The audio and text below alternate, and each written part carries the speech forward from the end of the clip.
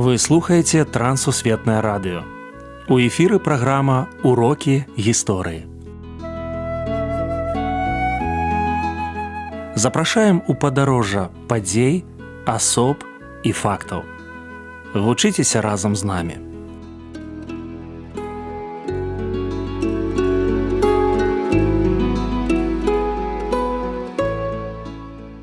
Добрый дзень, сябры.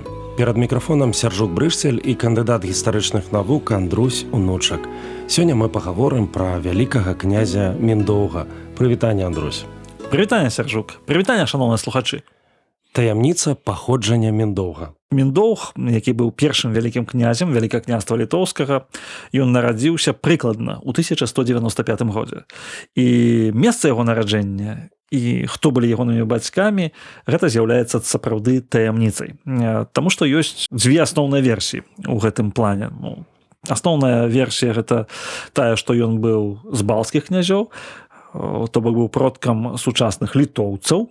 А другая версія гэта тое, што ён паходзіў з роду полацкіх князёў Рагвалодавічаў, якія былі высланыя ў Візантыю і пазней вярнуліся, але вярнуліся ўжо не ў Полацк, а жылі дзесьці, хаваліся у пушчах у раёне Наваградка. Літва гістарычная і Літва сучасная. Калі мы кажам пра гістарычную Літву, то гэта тэрыторыя сучаснай Беларусі. Гэта тэрыторыя, якая знаходзіцца паміж гарадамі Наваградкам, Маладзечным, Слонімам, Менскам. Вось гэты абшар, які на той момант называўся Літвой. І ў летапісе мы знаходзім першую ўзгадку 1219 год. Гэта тое, што Міндоўг разам з Літвой і разам з войскам Ізяслава Навагародскага ён удзельнічаў вось у вайне. І гэты летапіс ён піша, што Літва, яна знаходзілася недалёка ад Наваградка, і яе цэнтрам, сталіцай быў горад ці гарадок такі Варута альбо Рута. Таму з гэтага мы зыходзім, мяркуючы, што Літва гістарычная гэта была на тэрыторыі сучаснай Беларусі, а Літва сучасная яна знаходзілася там, дзе знаходзіцца і цяпер, на поўнач ад Наваградка, і гэтая розніца яна вельмі істотная. Як утварылася Вялікае княства Літоўскае? Вось тут мы прыходзім да такой важнай гістарычнай даты заснавання нашай гістарычнай старажытнай дзяржавы. 1246 год. Наваградскі князь Ізяслаў ён ці загінуў, ці памёр. І на трон Наваградскі запрашаюць Ліцвіна Міндоўга. Міндоўг ён прыязджае ў Навагародак і злучаецца Навагрудскае княства і Літва, якая была побач з ім. І утвараецца Вялікае княства Літоўскае. Міндоўг хрысціцца, прымае хрысціянскую веру па праваслаўным абрадзе і становіцца кіраўніком гэтага княства. Гэта быў толькі пачатак, драматычны пачатак, але з гэтага моманту вядзе свой адлік наша старажытная дзяржава. Каранацыя і хрышэнне. Міндоўг ён хрысціўся двойчы. Першы раз паводле праваслаўнага абраду, а другі раз паводле каталіцкага абраду. Ён у 1253 годзе прыняў прапанову рымскага папы Інакенція IV стаць каралём Літвы. Папа меркаваў, што дзякуючы Міндоўгу можна будзе хрысціянізаваць вось усе гэтыя абшары, якія тады лічыліся паганскімі. Ён прапановвае карону і ён прапановвае хрышчэнне. Міндоўг прымае абодва гэтыя варыянты. Значыць, ён хрысціцца разам са сваёй жонкай Мартай і карануецца ў Наваградку у 1253 годзе 6 ліпеня. І разам з ім было ахрышчана дзесьці 500, як піша летапіс, самых знатных баяраў літоўскіх. Вядомыя сучаснікі Міндоўга. Гэта вельмі цікавая гісторыя, таму што у Міндоўга былі два такія знаёмыя, яны, я упэўнены, што былі асабіста знаёмыя, князі, кіраўнікі дзяржаваў, якія былі адначасова ягонымі канкурэнтамі. Гэта Александр Яраслававіч, сёння вядомы як Александр Неўскі, і гэта Даніла Раманавіч, больш вядомы як Даніла Галіцкі. Гэта былі аднагодкі фактычна, яны жылі ў адзін час і памерлі ў адзін час. І адначасова ўсім ім папа Інакенцій IV прапанаваў стаць каралямі От ён меркаваў, што ўтворыцца такія 3 славянскія каралеўствы. Гэтыя прапановы прынялі 2.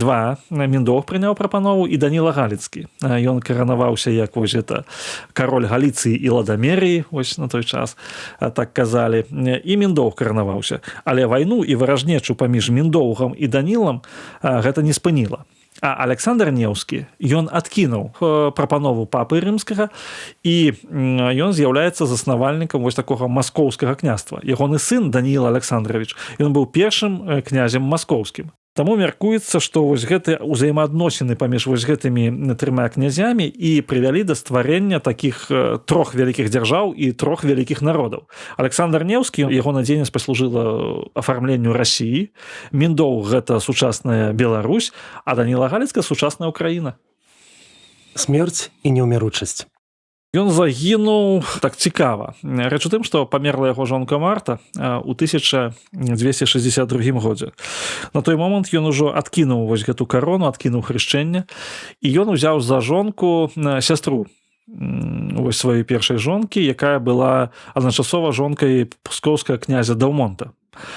І вось гэты грэх, які быў у ягоным жыцці, ён паслужыў тым, што супраць яго была арганізавана змова. Князь Даўмонт, яшчэ князь Транята, якія разам напалі на яго, забілі яго, і была вынішчана таксама ўся сям'я Міндоўга, які меў 2 сыноў, Рэпіка і Руклю, яны былі адначасова з ім забітыя, і застаўся ў яго толькі сын Войшалк. Гэта быў 1263 год. І здавалася б, дынастыя павінна спыніцца, таму што Войшалк манах. Ён з'яўляецца манахам вось гэтага лаўрышаўскага манастыра каля Наваградку.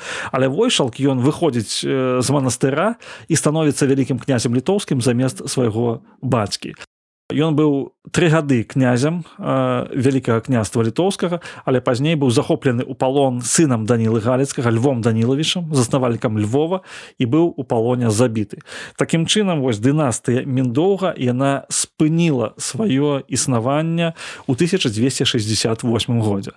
Але не спыніла існаванне гістарычная слава Міндоўга. Ён першы вялікі князь, ён першы і адзіны кароль Літвы, і ён заснавальнік дзяржавы, якая праіснавала 500 год і якая дала пачатак дзяржаўнасці беларусаў, літоўцаў, часткова украінцаў таксама.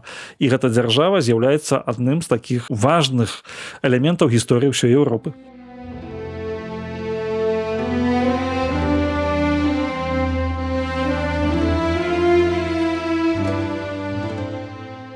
Вакол асобы Міндоўга па сённяшні дзень вядуцца спрэчкі.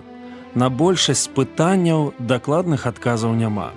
Між тым вядома, што Міндоўг быў чалавекам свайго часу, кіраўніком з палітычнымі амбіцыямі сярэднявечнага ваяра. Ён прымаў удзел у стварэнні адной з найбуйнейшых еўрапейскіх дзяржаў, да якой наша краіна мае непасрэднае дачыненне.